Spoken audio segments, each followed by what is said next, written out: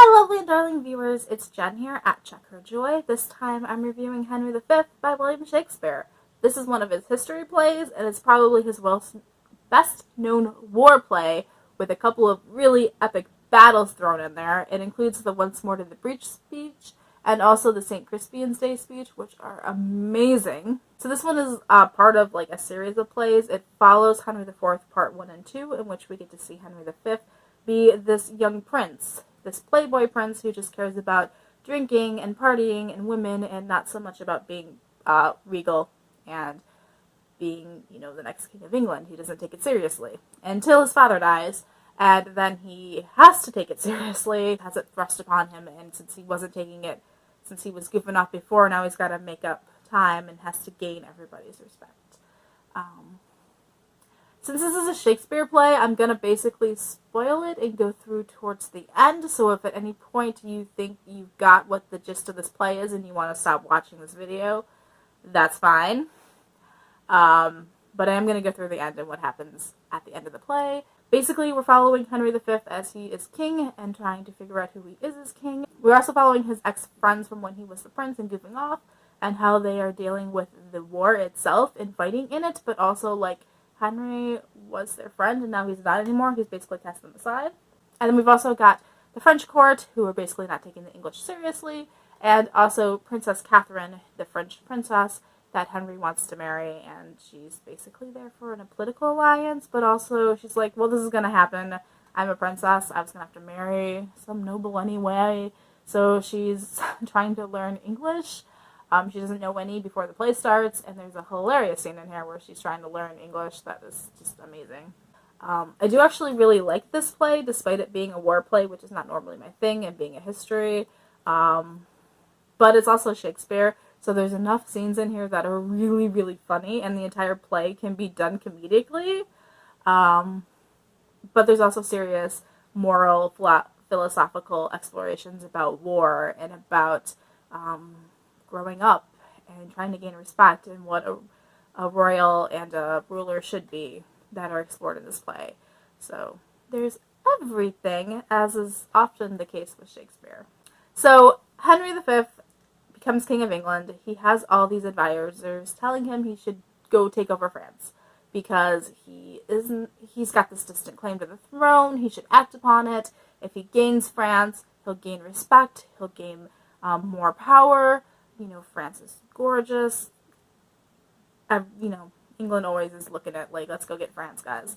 It's right across the English Channel. Let's just go conquer it. And Henry's like, this is good arguments. Okay, maybe. I'm not entirely sure about it. Until the French court sends ambassadors, and the Dauphin particularly sends this treasure that it turns out to be a bunch of tennis balls, and it is mocking Henry and his youth and how he spent it. You can't be serious about taking over France. You shouldn't even really be king of England, so there's no way you're getting France. Henry gets really pissed off and then leads his troops into France. Once they get to France, they have this battle at Harfleur, which is this French town that, is walled up. They have to, go conquer it. The French army doesn't really think the English are going to do anything, so, they don't even show up to defend the town. It's just the town itself defending itself. At first, the English aren't doing too great, but then Henry gives this amazing speech about, hey, keep going. We can conquer this. We've got this. It's really inspiring. It's the Once More to the Breach speech. It's one of Shakespeare's most famous speeches, period. And it does the trick. They march on, and they actually do conquer Harfleur. When they do, Henry goes to the mayor of the town and is like, look, save yourselves, just surrender. I'm going to be incredibly merciful to you. Nobody's going to get harmed. Just say that you're English, and we're all good. So the mayor takes him up on that, because otherwise they're going to all get slaughtered, and their women could be raped, and their town pillaged. So he agrees, and Henry holds up his end of the bargain. Except one of his soldiers, Harfleur, steals from the church. And so he is executed. So this is one of Henry's friends from before he became king. And Henry doesn't hear about it till after he's murdered. And so Henry's got this kind of moral struggle in him. Like, this was his friend, but also he's king and he has to uphold the law. And so then he gives this speech about how we're gonna treat the French as if they were English subjects. Because once we conquer them, they're going to be my subjects. And so we can't have resentment. We can't have the French trying to fight back because we wronged them. So he ends up saying, okay, yeah, that was the right move, even though that was his friend and he's basically gutted over it. There are some period of time between Harfleur and Agincourt where the English are just like going through the countryside and they are losing rations. People are getting injured and sick. So even though nobody died in the Battle of Harfleur, they are now dying and becoming ill in this intermediary period as they march through the French countryside. Also, the French army hasn't shown up yet to actually stop them, so there hasn't been like another battle. They're going to Calais, which would be like their next stop on their way to Paris. But yeah, no French army. The French army is actually back at court, and they're like making fun of the English. Like, there's no way they can do this, even though the English are slowly making their way through France. Eventually, the French king does send the troops to go defend France over at Agincourt, which is the huge battle in this play. So basically, we have the night before where both the armies are like there on the field, but not fighting yet because we don't fight until morning because rules of war. So the French are partying it up. They are drinking. They have these lavish tents. They're like, oh, it's going to be fine. We're going to win this. They're celebrating before the battle's even begun. And the English troops are basically fortifying themselves. Henry does this thing where he goes around and talks to each of the different soldiers. He sees everybody. He tries to rally the troops by having one-on-one contact, by having small speeches in these little groups. And then he calls his noblemen to go like strategize for the morning.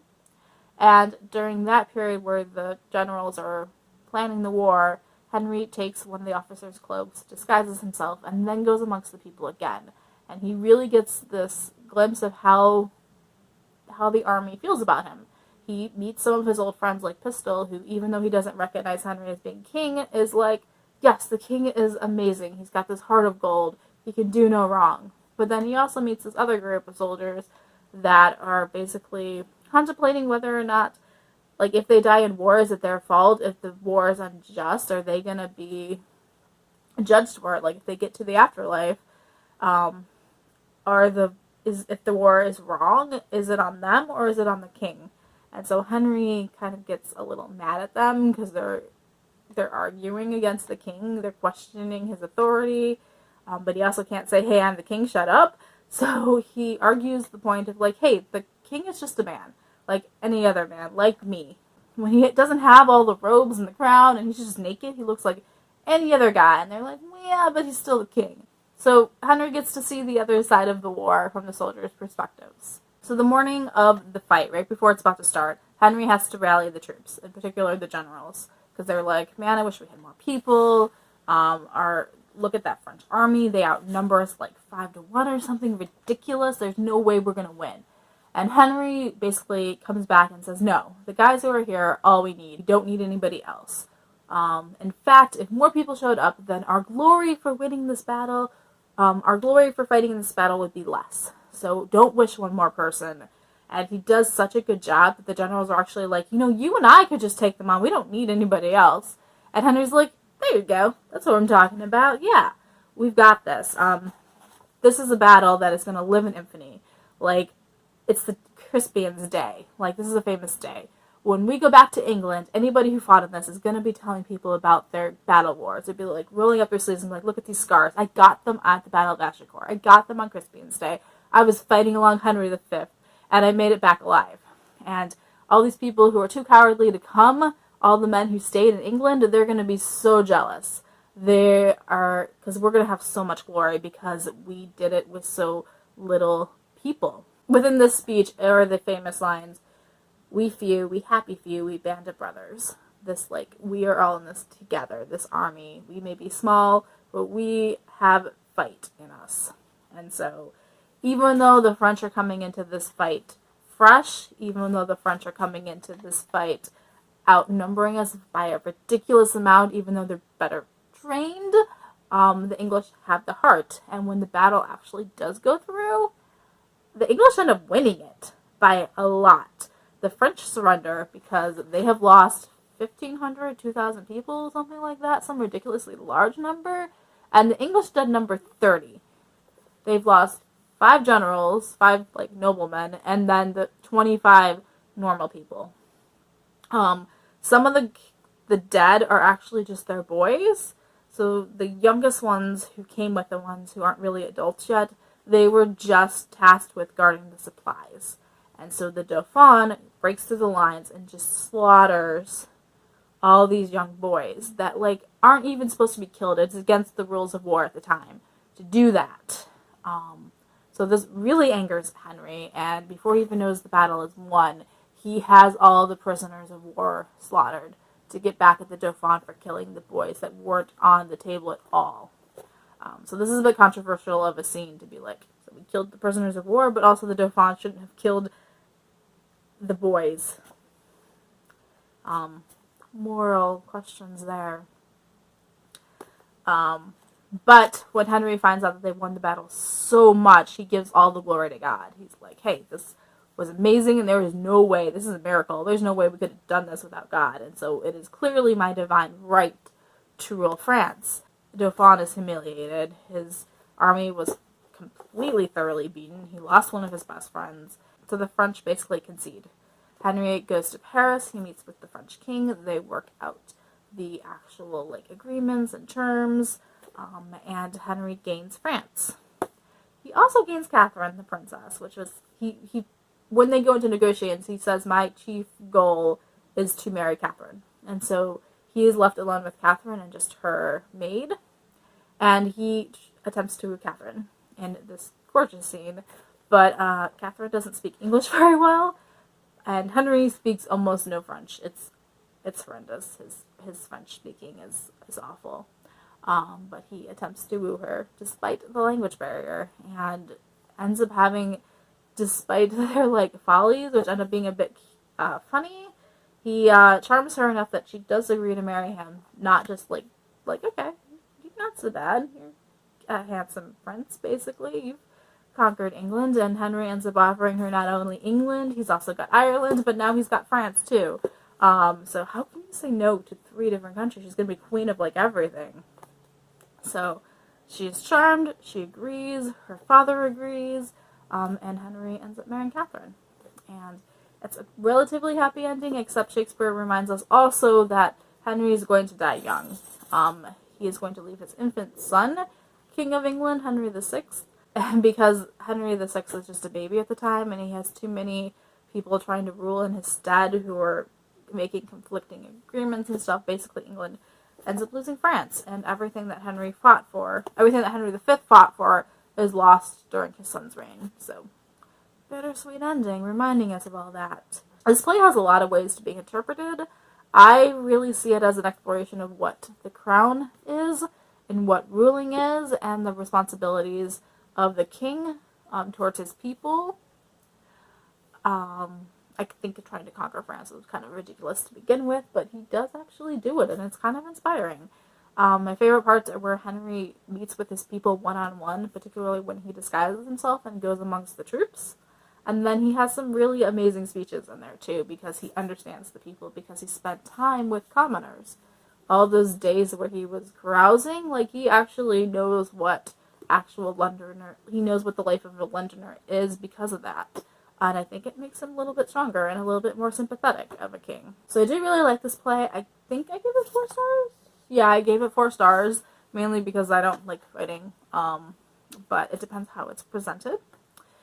So recommendations if you want to see Henry V. So there's a Laurence Olivier one and a Kenneth Branagh one, which I haven't seen either of, but like I said, I have seen The Hollow Crown, which when watching Henry IV Part 1, Henry IV Part 2, and then Henry V together, like, you really see the character progress, and you really see the scope of, like, ruling England, which is pretty awesome. And then I also read the play specifically now because Cleveland Shakespeare Festival is doing Henry V.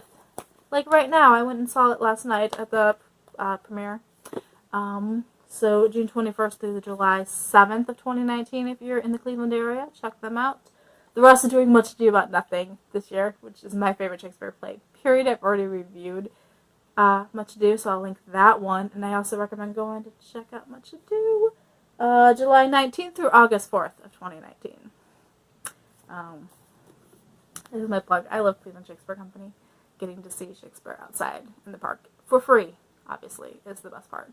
And they're really amazing. So Henry V is being done with an all-female cast, and it's also a comedic take on it, and it was just so much fun. So highly recommend. There's my review and summary and thoughts on Henry V, my take of what's actually happening, because it can get confusing. I also recommend using the Folger editions or ones with explanatory notes, because just getting into the language, the Folger editions have like summaries at the beginning to tell you what's happening in that scene, which is immensely helpful if you start getting bogged down in the language, as well as having actual, like, this is what all these different words mean. This is how they were interpreted and what they meant back then. You get some of the lewd jokes explained. There's a scene in here where the French Dauphin is talking about how his horse is a mistress, and yeah, those are sex jokes in there. I love Shakespeare. It also does things like translating the French, because some of this play is in French, and there's like a page with like Catherine scenes where like it's like this is what she actually said in French. There's also historical context in these, which I enjoy, and it's like a mono perspective of how people view Henry V. Usually I ignore the last bits. Honestly. I'll read the introduction with like what the play is, and then I'll read the play itself, and then I like don't care about the rest of it. But if you were interested in them, I highly recommend the Folger editions for all of Shakespeare's plays. They're my favorites. Okay, like I said, if you have read Henry V or seen it, what do you think of it? What's your favorite version? Have you seen it performed live? Was there a particularly awesome version of that? Particularly interested in movie versions that like everyone can see, or television adaptations. But you know, do you like Henry V? Do you not like him? I think he's a complicated character, but I mostly really love him. Also in the Hollow Crown, Tom Hiddleston plays him, which is like my main celeb crush, so maybe a little bit biased towards Henry V. Alright, peace out, I love you guys, and keep reading. Bye!